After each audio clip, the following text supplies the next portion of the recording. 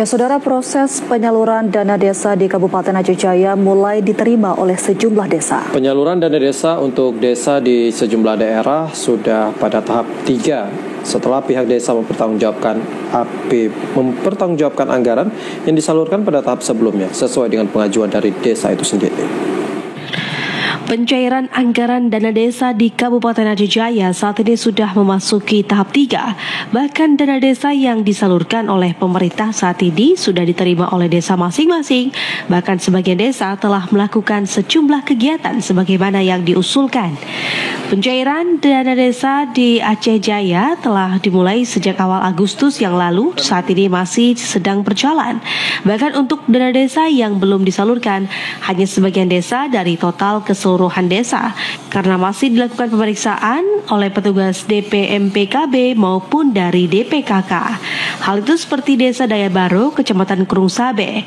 Untuk penyaluran dana desa tahap 3 sudah diterima beberapa waktu lalu. Bahkan untuk saat ini sudah dilakukan sejumlah kegiatan sesuai yang diusulkan, seperti kegiatan pemerintahan desa, bidang kesehatan, bidang pendidikan dan peningkatan ekonomi desa, serta pembagian bantuan langsung tunai bagi warga. Sekretaris Desa Dayabaro, Fandi, mengatakan untuk penyaluran dana desa secara keseluruhan didapatkan pada tahun 2023 sebesar 700 juta rupiah per tahun dan penyalurannya dilakukan dalam 2 tahap.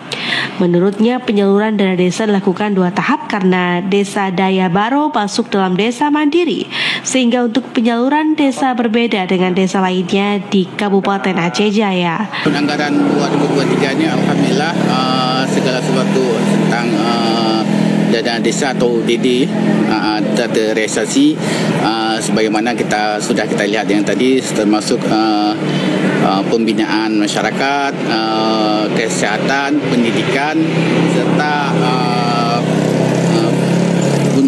Bundes untuk peningkatan PAG kampung. Terkait penyaluran dana desa di Kabupaten Aceh Jaya, hanya beberapa desa yang belum disalurkan. Terlambatnya penyaluran untuk beberapa desa karena ada desa yang belum bisa melakukan pada tahap sebelumnya. Namun demikian, pihak dinas terkait melakukan pendampingan dengan harapan realisasi penyaluran dana desa tepat waktu. Dari Aceh Jaya, Musliadi TVRI melaporkan.